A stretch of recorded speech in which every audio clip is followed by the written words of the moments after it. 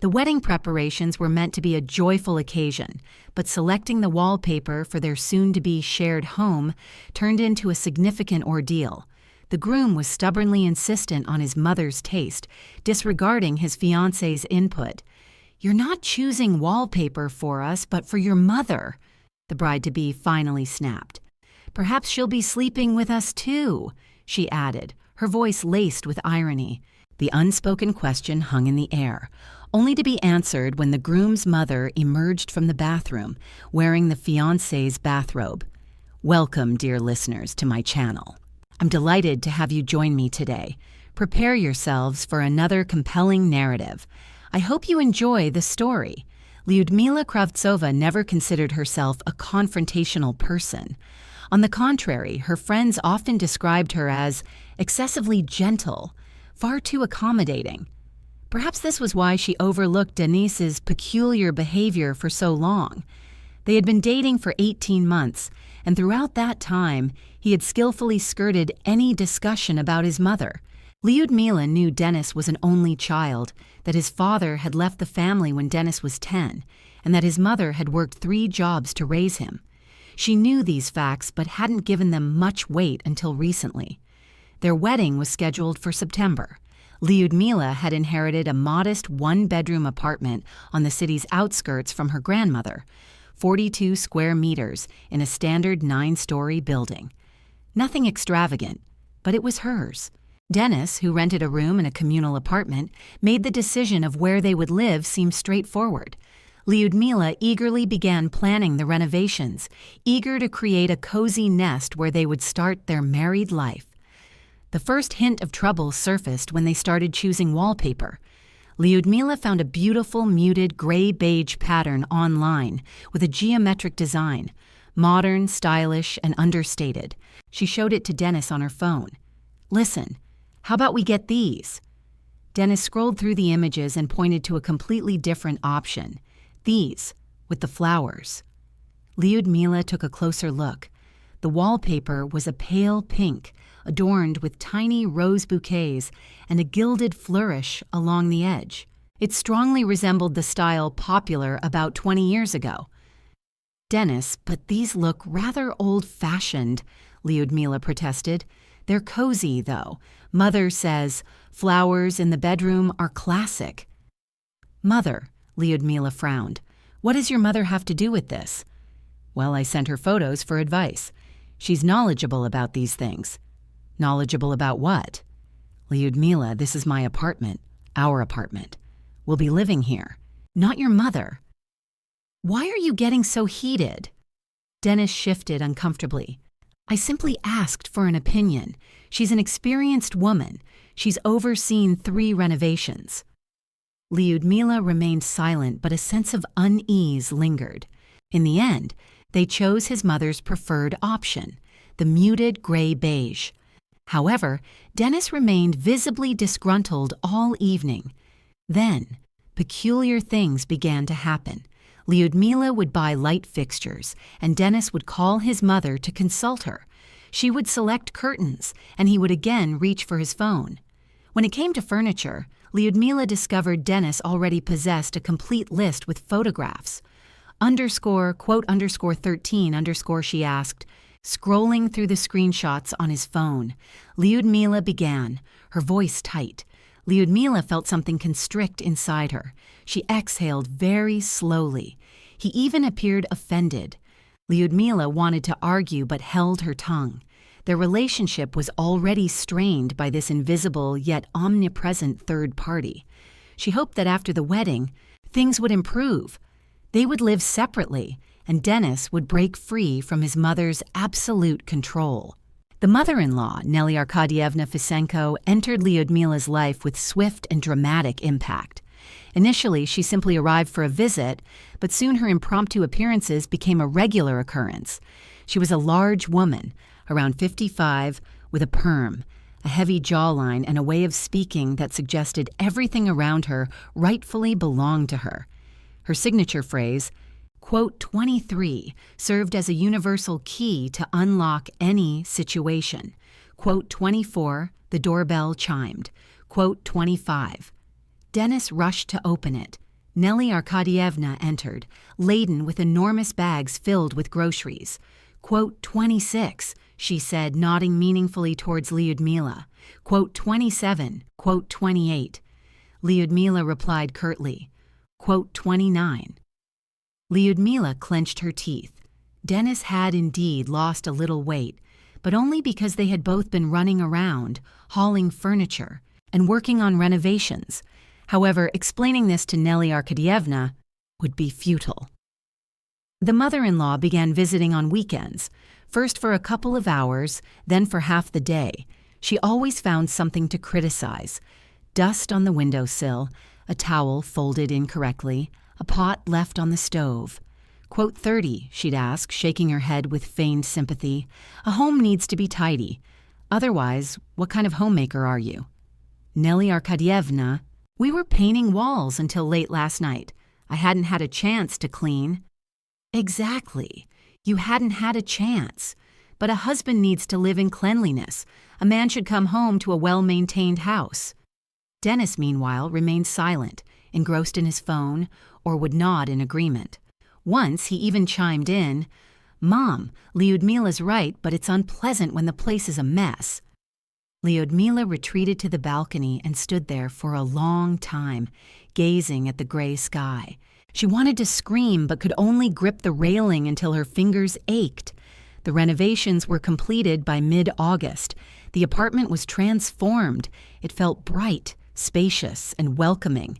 Lyudmila proudly arranged the new bedding, set books on the shelves, and hung curtains with a lemon print in the kitchen.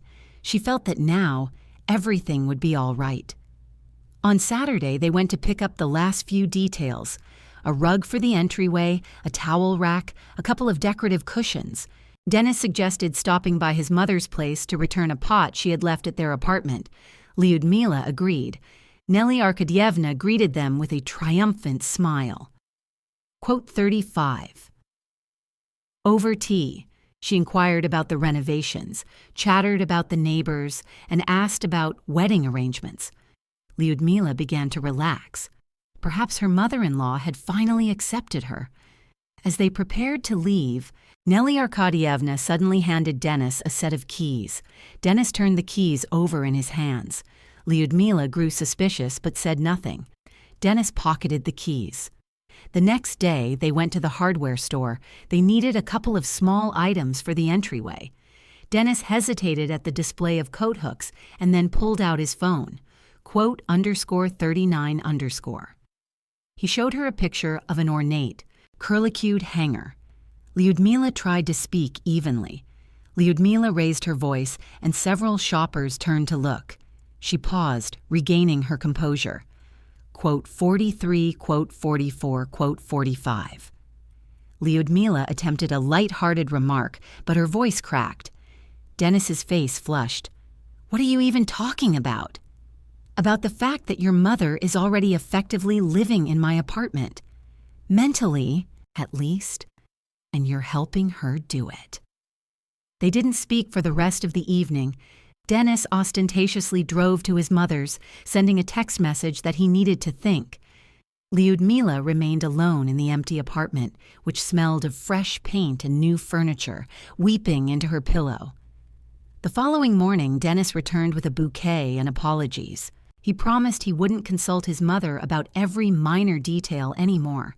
Lyudmila wanted to believe him. The week passed peacefully. They hung curtain rods, assembled a wardrobe, and unpacked the last boxes of belongings. Lyudmila had almost forgotten about their argument in the store.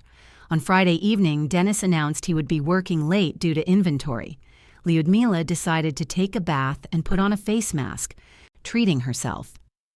They had a meeting with the restaurant administrator the next day to finalize wedding plans, and she wanted to look refreshed.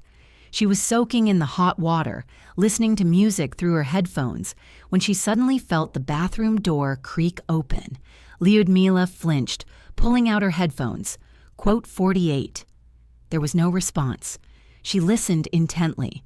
Someone was walking around the apartment. Her heart began to pound furiously. Lyudmila jumped out of the bath, threw on her robe, and peered into the hallway. Dishes were clattering in the kitchen. Quote 49, she called out louder. Quote 50, Nelly Arkadievna emerged from the kitchen, wearing a bathrobe and slippers. Quote 51. Lyudmila froze. Her mind refused to process what was happening. Quote 52. Quote 53. Nelly Arkadievna breezed past Lyudmila into the living room, looking around. Quote 54. Quote 55. Lyudmila found her voice. Quote 56. Quote 57. The mother-in-law walked to the window and ran a finger along the windowsill. Quote 58. Quote 59. Lyudmila heard her own voice, cold and firm. Quote 60. Quote 61. Nelly Arkadievna turned, and a malicious triumph flickered in her eyes. Quote 62. Quote 63. Quote 64. Nelly Arkadievna sat down on the sofa, crossing one leg over the other. Lyudmila felt the ground beneath her feet disappear. Lyudmila no longer listened. She rushed to her phone and dialed Denis's number. Ring, ring, ring. "Hello," his voice answered. "Denis, your mother is in my apartment. She came here with keys you gave her, and she's announcing that she'll be living here on weekends." "Is that true?" A pause. A long, terrible pause. "Lyud, let's talk calmly. Listen, we're adults. Mom is alone. It's difficult for her. I thought we could, sometimes—" Lyudmila hung up the phone. Her hands were trembling so much she could barely hold the receiver. Nelly Arkadievna watched her from the sofa, content as a well-fed cat. "Well, you see, dear, my son understands. So let's live in harmony. By the way, I borrowed your robe. I forgot mine. It's fine, isn't it?" And then, Lyudmila snapped. All her restraint, all her good upbringing, all her attempts to be pleasant, vanished. "Take off my robe." She enunciated each word slowly, walking towards her mother-in-law. "Now." "How dare you?" Nelly Arkadievna stood up abruptly. "I'm not some girl for you to order around. Take off the robe, get your slippers, and get out of my apartment." Lyudmila stepped closer. She was a head shorter than the stout mother-in-law, but at that moment she radiated such fury that Nelly Arkadievna recoiled. "You, how dare you? I'll tell Denis." "Tell him all you want, but you're leaving right now. My son will protect me. He won't take your side." "We'll see about that." Lyudmila took out her phone and turned on the camera. "So, Nelly Arkadievna, you have entered my apartment using keys that my fiancé gave you without my knowledge. You are wearing my clothing without permission. You refuse to leave the premises. I have every reason to call the police. Do you want me to?" The mother-in-law's face turned crimson. Quote 83. Quote 84. Lyudmila brought the camera closer. Quote 85. It was a lie. The neighbor worked at a bank, but it worked. Quote 86. Nelly Arkadievna ripped off the robe and threw it on the floor. Underneath, she wore her own greasy loungewear. Quote 87. Quote 88. Lyudmila pointed with her hand, not lowering her phone. The mother-in-law darted into the hallway, fumbling with her shoes. Her hands trembled, tangled. She slipped her feet directly over her slippers, grabbed her bag. Quote 89, she shouted, flinging the door open. Lyudmila reminded her coldly. Nelly Arkadievna rummaged in her purse and threw the set of keys onto the floor. They clattered across the parquet. Quote 92. The mother-in-law snarled and bolted out the door. The slam was so forceful that the windows rattled. Lyudmila leaned against the doorframe, her legs feeling weak. She slowly sank to the floor in the hallway, and only then did she realize she was crying.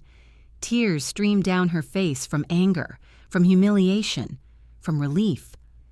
Denis arrived an hour later. He burst into the apartment red-faced and breathless. Quote 93. Lyudmila sat in the kitchen with a cup of cooled tea. She didn't even turn around. Your mother entered my apartment without permission, wore my robe, and announced that she would now be living here on weekends. And you, it turns out, were aware of this. Not living, but visiting occasionally. Liud, but she's my mother. This is my apartment. Good heavens, why are you fixated on that?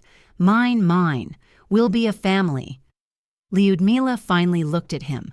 A family of 3. You, me, and your mommy. Are you exaggerating? No, Dennis, you are exaggerating. She stood up and walked towards him. You gave the keys to my apartment to a stranger without asking me. You promised her she could live here without consulting me. Every single time, every damn time, you chose her over me. And you think I'm going to marry you? Liud, the wedding is off. She uttered the words quietly but firmly. Pack your things. You have half an hour. You're serious?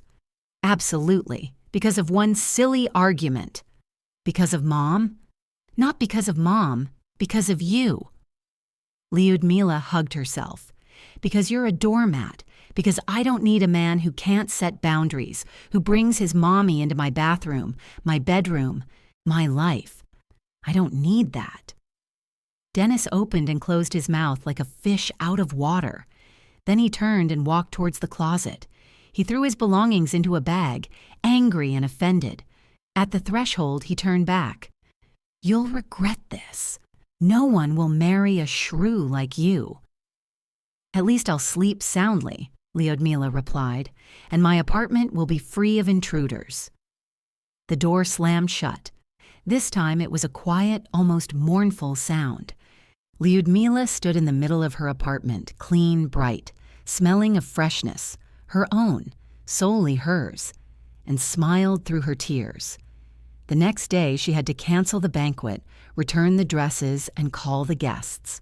Lyudmila's parents were initially shocked, then supportive.